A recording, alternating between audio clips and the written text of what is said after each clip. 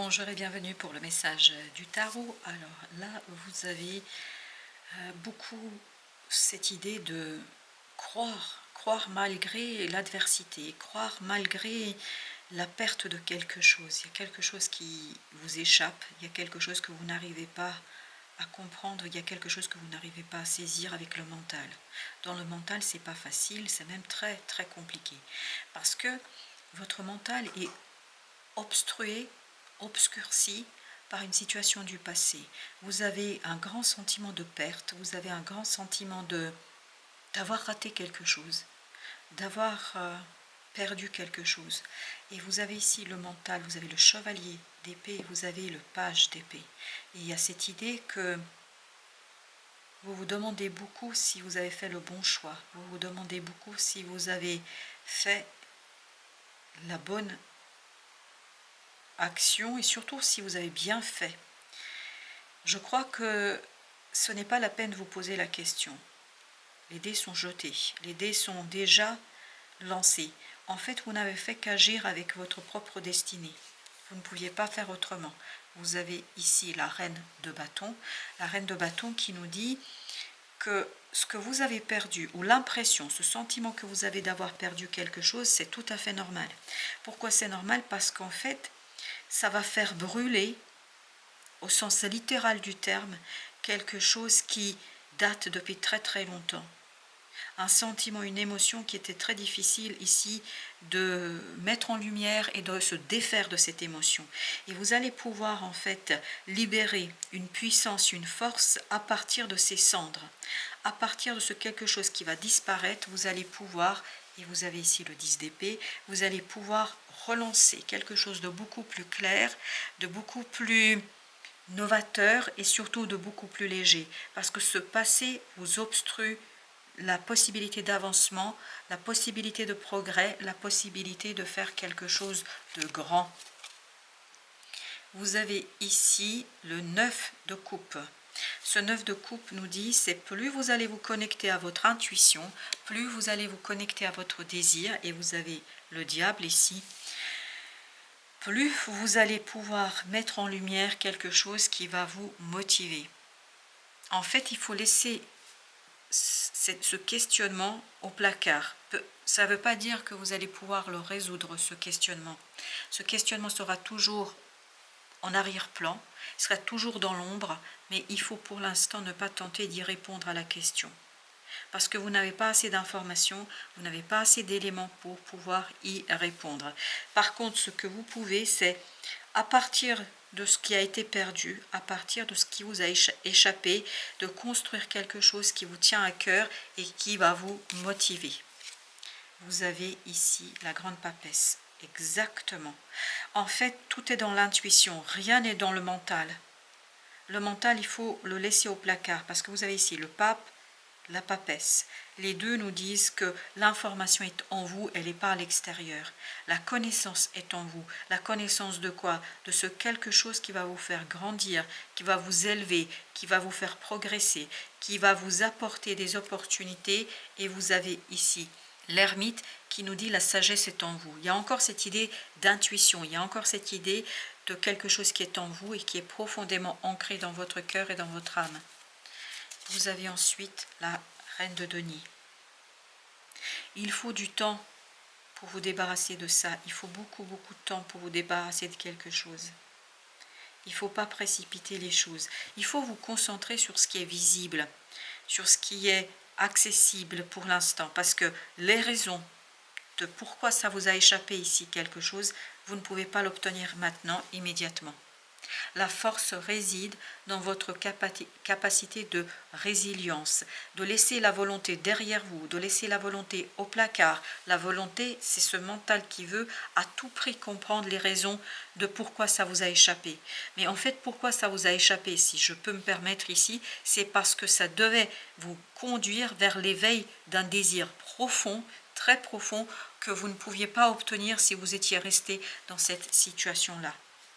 On a ensuite le 4. Il faut rester très tranquille par rapport à ça. C'est-à-dire laisser mourir ce désir, cette volonté de comprendre et de saisir quelque chose. le roi de bâton, la reine de bâton. Parce que plus vous allez rester dans l'acceptation de la situation telle qu'elle est, oui, vous avez perdu quelque chose, oui, il y a quelque chose qui vous échappe, mais cette situation, en fait, va vous permettre de grandir, de développer quelque chose de beaucoup plus intéressant. Vous avez le 5 de bâton. Ce 5 de bâton nous parle de laisser tous les débats intérieurs, extérieurs sur la situation. Moins vous allez vous retourner sur cette situation du passé, sur ce sentiment qu'il y a quelque chose qui vous a échappé, plus vous allez gagner en sagesse, en capacité de suivre en fait les indications de votre cœur, les indications de votre intériorité. La mort. Et oui, il y a une transformation en profondeur ici à faire jouer dans votre cœur et dans votre âme. Parce qu'il y a une croyance qui doit mourir. Ce n'est pas vous qui avez perdu quelque chose, ça fait partie du destin. En fait, accepter son destin, sa destinée, c'est ce qui va vous donner la force d'aller chercher ce pourquoi vraiment vous êtes là. Ce pourquoi vous êtes vraiment dans cette vie-là, dans cette situation-là, et pourquoi vous devez agir en fonction.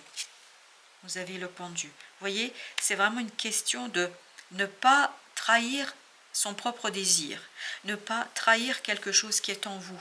Et vous avez l'impératrice. Il y a quelque chose qui est en train de prendre vie en vous et dont vous n'êtes pas encore conscient. Et pour que vous puissiez être conscient de cela, vous devez faire un retour sur soi.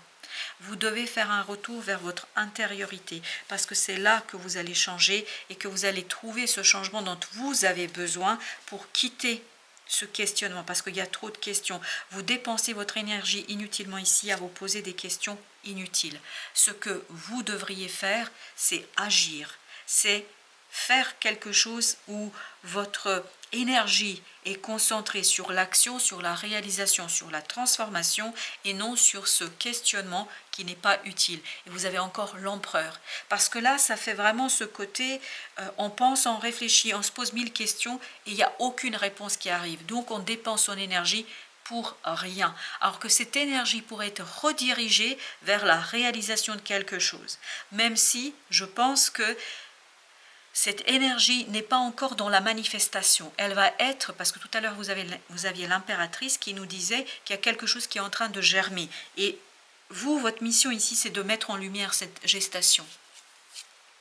Vous avez le chevalier de coupe. Pardonnez-vous. Pardonnez-vous quelque chose. Parce que, encore une fois, vous avez l'impression d'avoir raté quelque chose, d'avoir échoué quelque part, mais ce n'est pas le cas. Pourquoi? Parce que ça fait partie de votre destinée. Vous ne pouviez pas maîtriser la destinée, vous ne pouvez pas maîtriser ce qui se passe en dehors de vous et surtout ce qui se passe à l'intérieur de votre cœur et surtout à l'extérieur. Là, vous avez l'impression que vous pouvez expliquer des choses, mais tout ça, c'est inexplicable. Pourquoi? Parce que vous avez ici cette page de bâton qui nous dit tout ça va faire naître en vous un magnifique désir et ça va libérer. Il faut cesser de vouloir contrôler. Ce 8 d'épée nous dit que vous ne pouvez pas contrôler. Votre mental vous enchaîne. Vous voyez comme ce personnage. Ça vous enchaîne dans une situation qui n'est pas vous, qui n'est pas digne de vous. Voilà pourquoi on nous dit tout ça. Et là, vous avez une découverte, cette d'épée qui nous dit vous avez une découverte. Et cette découverte va être bénie des cieux. Vous voyez, vous passez de cette reine à ce roi. Et c'était la même chose ici. On avait la reine, on va vers le roi. Il y a cette idée de maturation, mais dans l'action, dans la manifestation, dans la réalisation de quelque chose. Vraiment une situation qui peut en fait devenir quelque chose de grand, mais à condition, alors on va le voir, à compage de denier, 10 d'épée, pardon, et 5 de denier, à condition de lâcher prise, d'accepter la perte. Il y a cette idée, accepter la perte. Et au dos deck, vous avez l'impératrice. L'impératrice qui nous dit, c'est en gestation, mais pour que vous puissiez dévoiler quelque chose, vous avez besoin, en fait, tout simplement, façon de parler quand je dis tout simplement, vous avez besoin d'accepter une perte. Et surtout de vous la pardonner. Vous n'avez rien perdu, ça fait partie de votre chemin. Et cette perte, ça fait partie du travail sur la résilience. Alors, notre oracle du soleil levant nous propose l'homme. Et au dos deck, vous avez la forêt. Alors, on va aller voir ce que nous raconte son numéro 52. 52, ça nous fait un 7. Et là, on a 41, ça nous fait un 6. Donc, il y a vraiment cette idée de sérénité qui vibre beaucoup. Il y a encore cette idée d'acceptation très sereinement. Alors, l'homme. Il n'y a pas d'homme dont on ne puisse tirer quelque chose. Ça, c'est un proverbe japonais, parce que ça, c'est un oracle japonais. Voilà, je vous le présente, hein, voilà, l'oracle du soleil levant. Et vous avez ici cette idée de l'homme qui nous dit « Il n'y a pas d'homme dont on ne puisse tirer quelque chose ». En d'autres mots, il n'y a pas de situation à partir de laquelle on ne peut pas tirer quelque chose. Et vous pouvez tirer ici quelque chose de très grand, et surtout quelque chose qui va vous conduire à une transformation intérieure et surtout ensuite extérieure. Alors, cette carte représente un homme japonais portant un akama, un pantalon large plissé traditionnel. Il est facilement identifiable pour les amateurs d'arts martiaux. Au Moyen-Âge, il était très courant de voir les nobles et les samouraïs en porter. D'ailleurs, en souvenir de cette époque, le akama est composé de 7 couches. 5 plus 2, 7. C'est ce qu'on avait. Qui représentent les 7 valeurs importantes aux yeux des samouraïs. Il existe 2 sortes de hakama, ceux qui ont 2 jambes bien distinctes et ceux qui sont techniquement des jupes pour hommes. Désormais, le hakama est devenu le vêtement des hommes pour assister à des cérémonies officielles au sanctuaire. Et pour nous, cette idée dans notre tirage ici, ça veut dire que là, on va passer de quelque chose d'informe, d'une situation de l'intérieur qu'on va extérioriser, qu'on va manifester. Donc quelque chose qui est encore invisible. Et on va aller vers la visibilité. L'homme représentera le consultant ou un homme très proche de la consultante. En fonction des cartes environnantes, cette lame sera en mesure de délivrer un message beaucoup plus précis. Et c'est pour ça qu'on regardera le message de la forêt ici. Parce que on voit qu'il y a 2 chemins. Hein. Vous voyez ici, il y a bien cette idée de on est au croisement de notre vie, d'un chemin, mais on va regarder après. Cette carte, quand elle ne parle pas du consultant, indique que vous avez l'âme d'un combattant, vous êtes fort à l'intérieur. Et c'est exactement ce que nous disait la papesse, ce que nous disait le pape, ce que nous disait le pendu et ce que nous disait également notre ermite. Tout ça nous parle de l'intériorité, de la force de l'intérieur. Vous n'avez que faire des attaques, vous savez parfaitement les esquiver ou les contrer.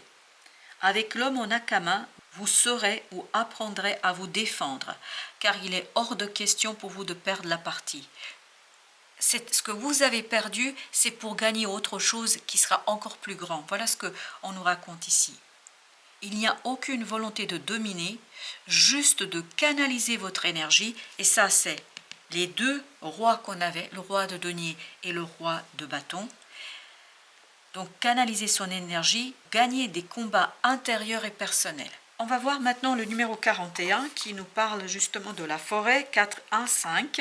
Alors numéro 41, tac, tac, tac, numéro 41, hop, ça y est.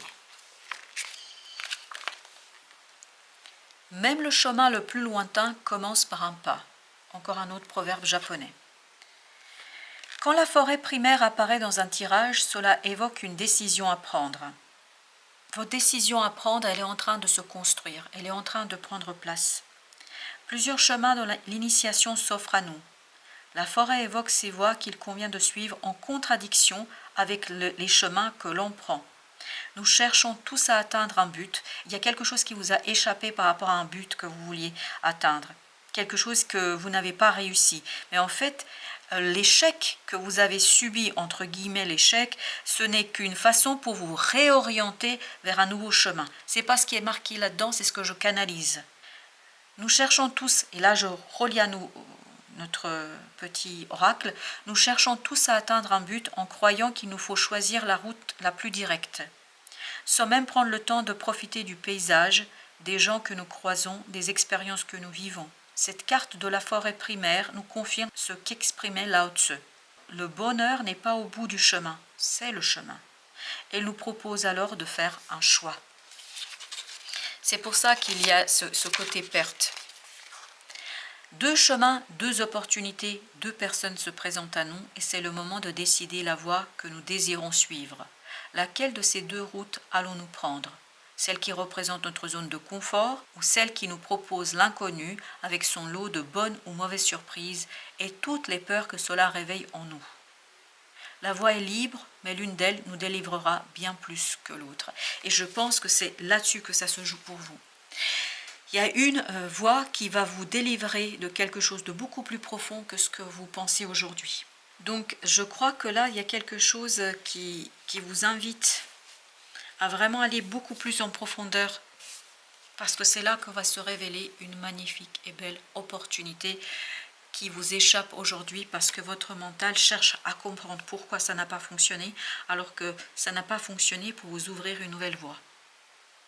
Voilà l'idée que nous avons. Voilà, chers amis, je vous dis merci de votre visite. À très très bientôt pour d'autres messages de la vie et du tarot.